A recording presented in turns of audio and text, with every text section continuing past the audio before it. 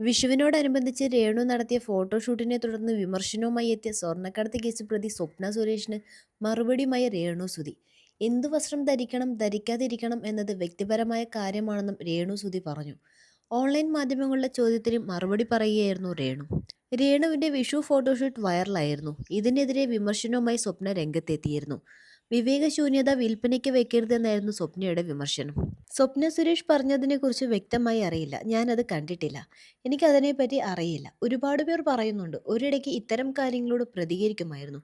ഇപ്പോൾ ഒന്നും പ്രതികരിക്കുന്നില്ല. നെഗറ്റീവുകളോടൊന്നും പ്രതികരിക്കുന്നില്ല. നമ്മൾ മിണ്ടാതിരിക്കുക, രേണു സുധി പറഞ്ഞു. എനിക്ക് കംഫർട്ട് ആയതാണ് ഞാൻ ചെയ്യുന്നത്. ആരെന്തു പറഞ്ഞാലും എനിക്ക് കംഫർട്ടുള്ള വസ്ത്രം ഞാൻ ധരിക്കും. ഫോട്ടോഷൂട്ട് ചെയ്യും. അത് എൻ്റെ ഇഷ്ടമാണ്. ഞാനും ഇന്ത്യയിലുള്ള വ്യക്തി സ്വാതന്ത്ര്യമുള്ള ആളാണ്. എനിക്ക് ഇഷ്ടമുള്ളത് ഞാൻ ഇടും. അത് എൻ്റെ കംഫർട്ടാണ്. എന്ത് വസ്ത്രം ധരിക്കണം ധരിക്കാതിരിക്കണം എന്നത് ഓരോരുത്തരുടെയും വ്യക്തിപരമായ കാര്യം. അവർ ചോദ്യത്തിന് ഉത്തരമായി കൂട്ടിച്ചേർത്തു. വിഷു ആശംസിച്ചുള്ള രേണുവിന്റെ ഫോട്ടോഷൂട്ടാണ് പ്രചരിച്ചത്. ഈ ചിത്രം പങ്കുവച്ചായിരുന്നു സ്വപ്നയുടെ വിമർശനം. ഇതാണോ 2025 പുതിയ വിഷു? ദയവായി നമ്മുടെ സംസ്കാരത്തെ ബഹുമാനിക്കാൻ നിങ്ങളോട് അഭ്യർത്ഥിക്കുകയാണ്. ആൺകുട്ടികളും അങ്ങനെ പറയും. എന്റെ പോക്കിൽ കാണിച്ചാൽ അമ്മ എന്നെ കൊല്ലുമെന്ന്. കഷ്ടം. വിധവയോ വിവാഹമോചിതയോ ആയ ഒരേ ഒരു സ്ത്രീ നിങ്ങൾ മാത്രമല്ല. മണ്ടത്തരം വിൽപ്പനയ്ക്ക് വെക്കരുത്. വിചിത്രമായ സൃഷ്ടികൾ കൊണ്ട് ശ്രീകൃഷ്ണനെ പകരം വെക്കാൻ കഴിയില്ല.